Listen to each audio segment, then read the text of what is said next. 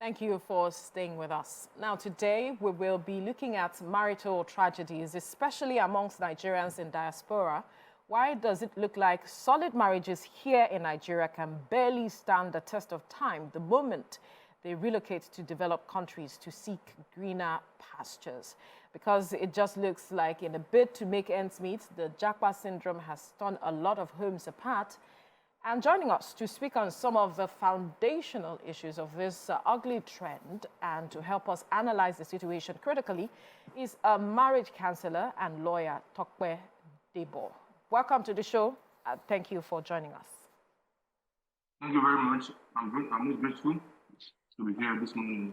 Okay, before we go to this issue of marriages not standing the test of time the moment they leave Nigeria, let's quickly get your perspective to Two-Face's statement or position that men are wired to perhaps sleep with other women or cheat, even if they are married, that men are wired that way no matter how much they love their wives. Actually, in this part of this world we are today, most men cheat. The reality, see, I want to be real. Let's face the reality this morning. And as a Christian, me personally, I'm against cheating 100%.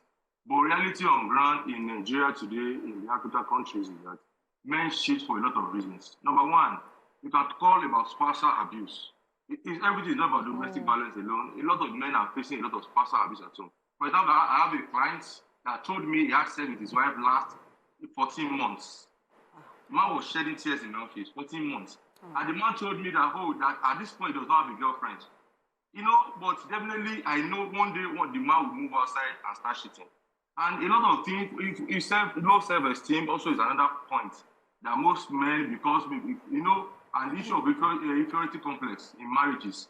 Because at the point whereby maybe the wife, most Nigerian men, the problem they have is that when they see their wife doing very well more than them, they will be level of inferiority complex. Because of this African culture, men servant and relationship that we are. And then they will feel that, since my wife is, let me just go out and make myself happy. Also, the issue of peer pressure. When you move out, when the kind of people you move out with, your friends, your colleagues in the office, maybe after work you go out, you want to go and take good drinks and everything. And then look at this fine. A lot of reasons. And that's why even in the Bible, we have a lot of men that committed adultery, fornications, and lot more like that. And it can't stop now, it will still continue. But one thing is, I don't feel that no matter who you are, no matter what level, you just make sure take care of your home, be open with your spouse. Either the man or the woman, be open, 100%. Yeah. I think that will help our society. All right. You want to ask another question with regards to this? No. I was just corroborating what he said. Okay. Yeah. Let's come back now to this matter of the JAPA syndrome and why marriages are not standing the test of time. You have handled many cases, and I'm wondering what the common factor that runs through all of the complaints that you have had with marriages that break when they get outside of Nigeria. What is that common factor that you have found out? Number one is financial stability. Okay. Financial stability, that's number one. In this part of the country we are in this country today, most men, they are, even the Bible says in 1 Timothy 5:8 that let the man take care of his own. That the man that does that is what an infidel. And that has become a norms, culture and values in our homes. Today, our parents, the point is let the man take all the bills. The man will do this, the guy want to feed gas, he want to buy rice, the man will do it. But the moment they step out of this country and the woman see, this is a beautiful environment, beautiful life. I can earn my own money, I can start on my own, there will be a problem. At that time, the man will feel insecure. What is happening? With this thing doesn't happen in Nigeria. Or why is it happening in UK? At that time, there will be arguments. Any small thing can lead to domestic violence. At that time, there is no way, two-way things. The marriage will scatter. No way, two-way things. A lot of things. Peer pressure, new environments. At that time, most of those couples that left Nigeria to UK, they are away from their family. In Nigeria we are today, even at the point when you get married, your parents will still culture you, they will still talk to you. don't do it, don't do it. But here, when you get to that place, nobody talk to you. And that point, a man has dependents on his own as family members. Also, the woman also has dependents that you must send money to. All these things will affect the marriages. It just takes the grace of God for them to understand. Come, this is a partnership in progress. Let's come together and sort issues out. I was in UK in January and February. I went to visit my younger brother, who is a medical doctor. Me, my 13 years of marriage, I don't carry babies. Even my own children, I have three. God be glory, I have 3 children. I will just do them afar. But when I got there, I had to babysit. They gave me baby to sit down and start babysitting for them. Because in that place is a partnership. His husband and wife must join things together. Where the woman will go, my younger brother will go to work in the morning. In the evening, he will stay at home. The wife will go to work. Because they have to pay bills. But here is a different thing. When you get to Nigeria here, the man will do everything. Like he's somebody that wants to die. Everybody, he will start sorting things out. But in that place, a man alone cannot pay bills. A client called me 2 weeks ago. He's a student. He got a student visa to UK with his wife. You know, a student can only do like 20 hours. Whereby the woman as a dependent has a lot time to do. At that time, the woman has been the one paying most of the bills. The woman said she's tired. Not to 1 year. Not up to 1 year. She said she's tired of paying bills. That how will you be going to do the whole work and everything? I just have to advise the woman, say, come, madam, you have less than 3 months to go. Just face this. If you love your husband, sort these issues out.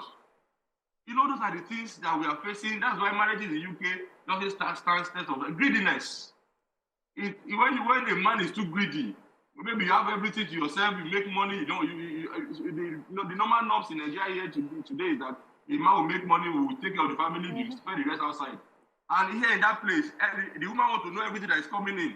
The woman wants to know. They want to know, how much are you making? How much is your pay? But in that place, the man will tell you that I'm the man. It doesn't work there. It doesn't work. When I was there in 2011, I used to have a friend. Himself and the wife, they had issue in front of Tesco. What happened? The woman just called the police. Before 3-4 minutes, the police came and they picked up the man. It's just that.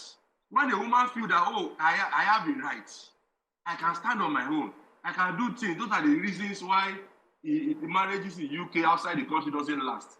And that's why we want to appeal to all our couples out there. Understanding is key. Communication. Where there are issues, people should talk it out. Instead of bottling issues. A woman has been facing domestic violence in Nigeria. All this while, because she's a Christian, she doesn't want to go to divorce. Societal norms, people will criticize her, family and members, everybody. Oh, maybe she has been stomaching it. She will just put a fake smile. A fake smile. Oh, happily married life with couples.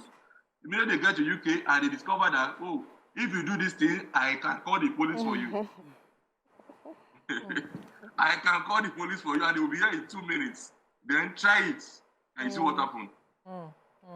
Thank you so much. Thank you so much, Mr. Debo.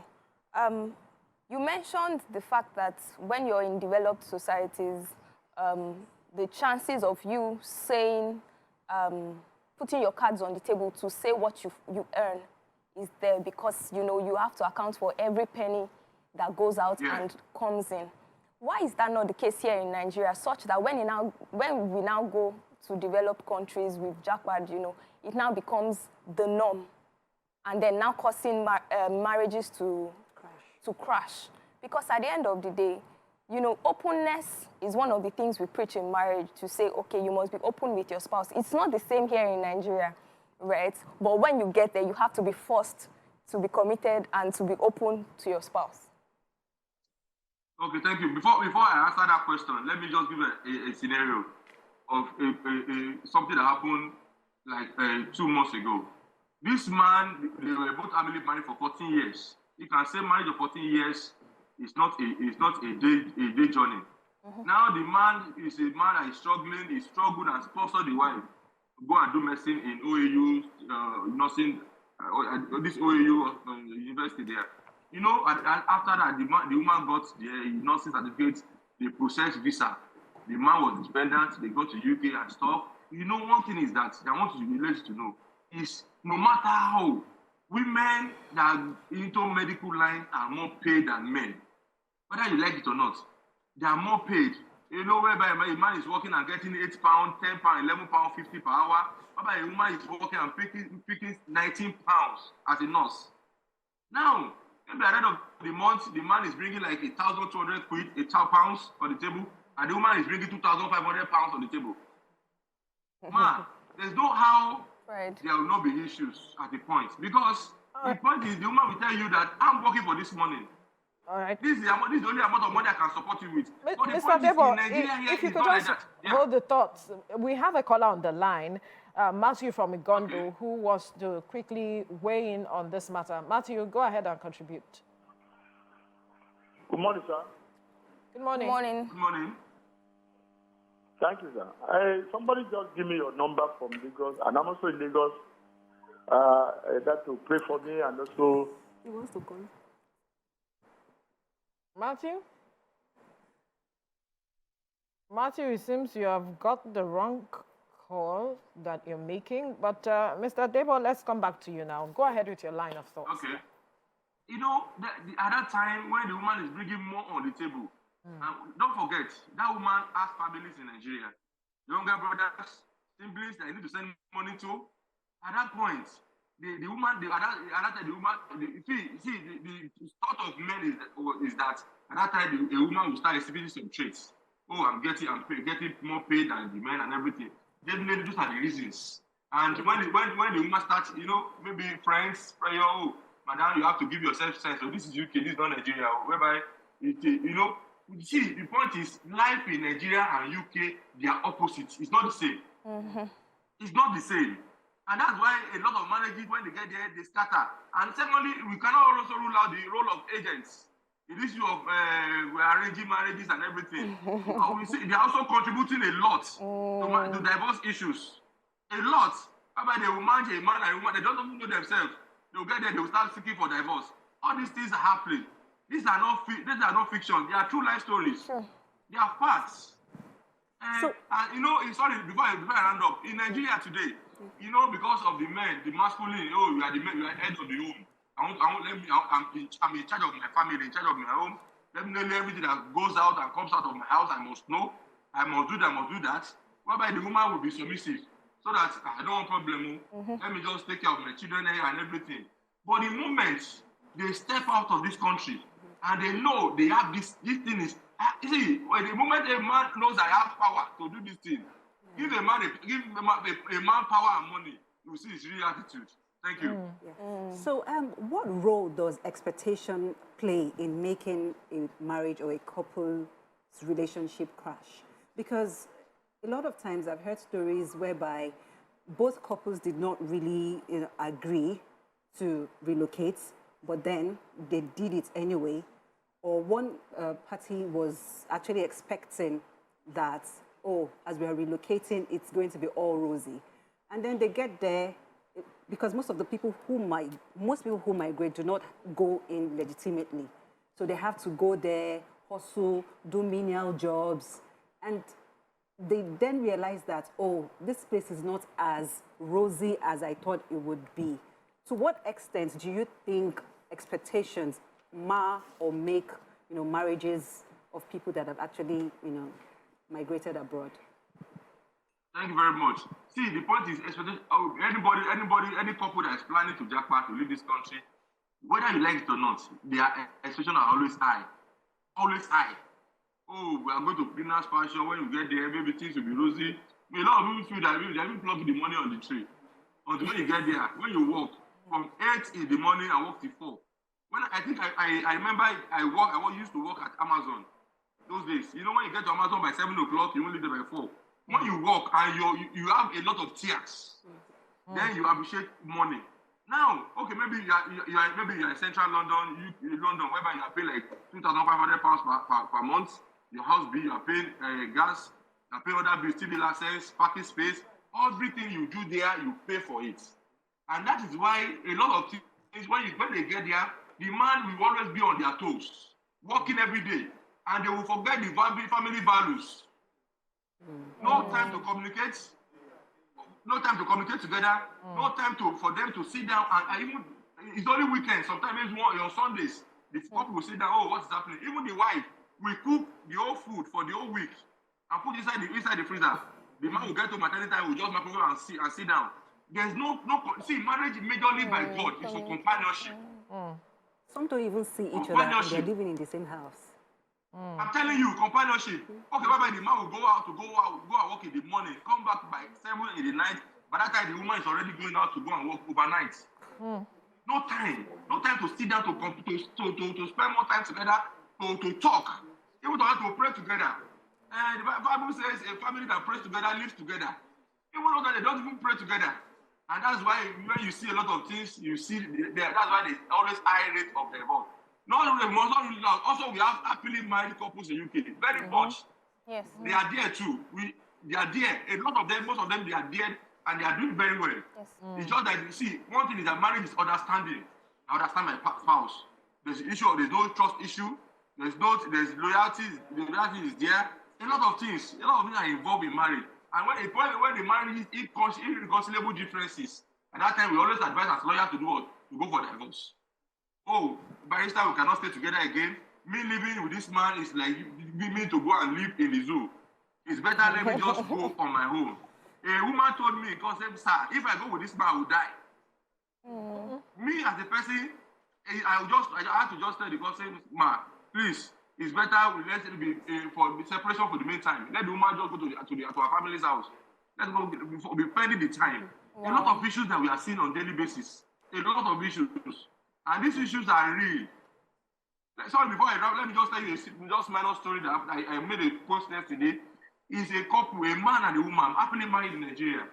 The man, as someone that is hustling, struggling to make ends meet with the help of the in-laws.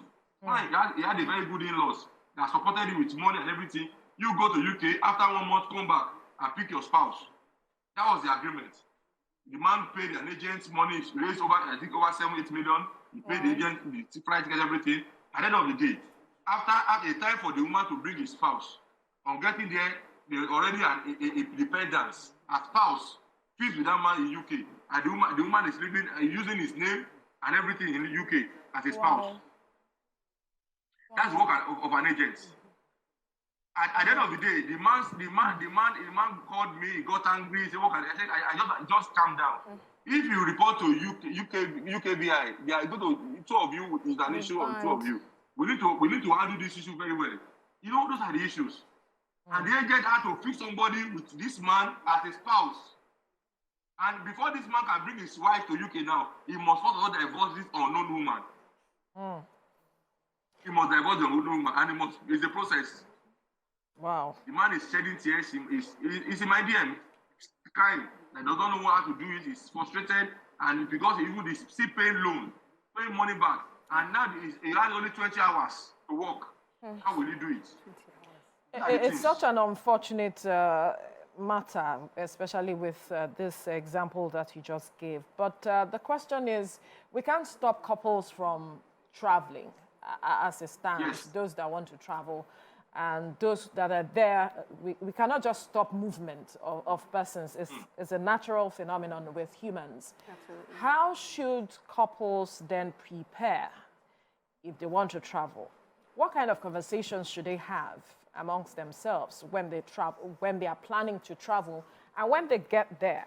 How should they manage themselves? Okay, thank you very much. There's a couple I had an encounter with. Before they traveled, they called me and I spoke to them. The husband said something. He said he knows his wife very well, and he knows when they get there will be issues. And I advised him one issue. I said, "Come, it's better. See, sometimes it might look so difficult. And I know that even if you start that process, there will be a family meeting on you." I forwarded the document to him. It's like a marriage agreement. Understand the memorandum. They call it memorandum of understanding the marriage. We decided it and gave the two couples will sign, understanding. And when they get there, you see, the issue of finances will be divided. All these things were so detailed. The issue of properties, any property that they have together is for the Mr. and Mrs. And you know, this amount of money will go to the family of Mr. A, this amount will go to the family of Mr. B. It was a very comprehensive understanding, which we did for them. And not for honestly, both couples signed it. The point is, let the two couples, before they plan to travel out of the country, let them be understanding. Two of them must sit down and see. Madam, what our expectation in UK? What are we going there to do? What are the understanding? Okay, fine, assuming this, assuming that. What are we going to do? See, let me tell you, we are humans. No matter the level of trust or understanding that we are into in marriage, don't forget that the place we are going to is a different society entirely. Different people, different laws. For example, here in Nigeria today, if you are married, you know, they say, I've never come across any law that you say, you know, there's no rape in marriage. Oh, my husband raped me in marriage. I don't think there's any law to that. But in UK, there's a law to that. In Nigeria, you can only sue. You can sue your husband for afterthoughts.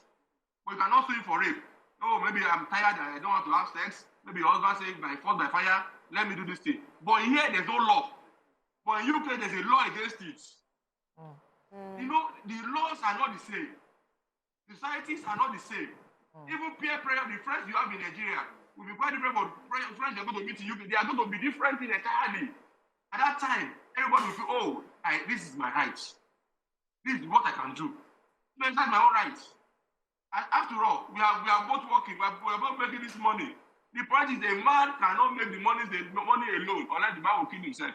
That's why you see men die early in Nigeria. Men, they die early.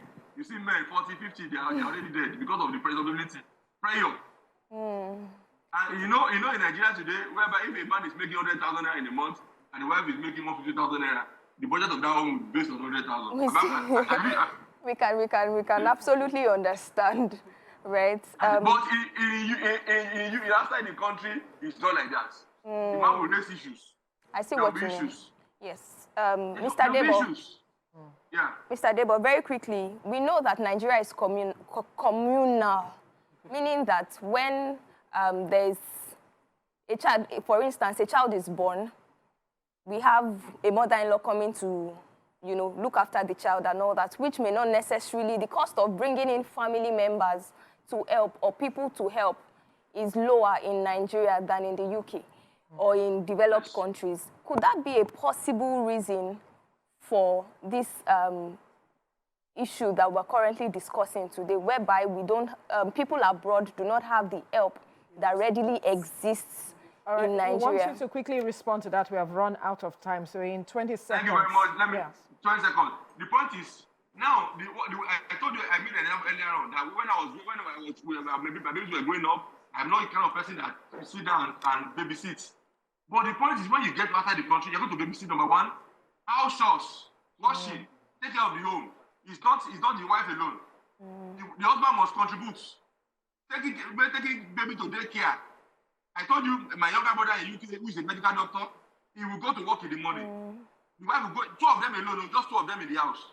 The wife will go in the night. It will be the husband that will be with the baby overnight. Unfortunately, Mr. Debo, our time is up, unfortunately. We must thank you, marriage counselor and lawyer Tope Debo, for your time on the program. This is where we need to draw the curtains on the program for today. That's how much we can take, but we must thank you for being a part of the show. Thank you. All right, is there any message on YouTube that we can quickly take? If there's none, we have to just wrap things up here. So people are just basically just bantering, you know, amongst themselves. Yeah. All right. Well, this is where we'll draw the curtains on the program today, ladies. It's been an interesting one. Well, thank you for being a part of the show, people. We'll see you next week. Until then, bye for now.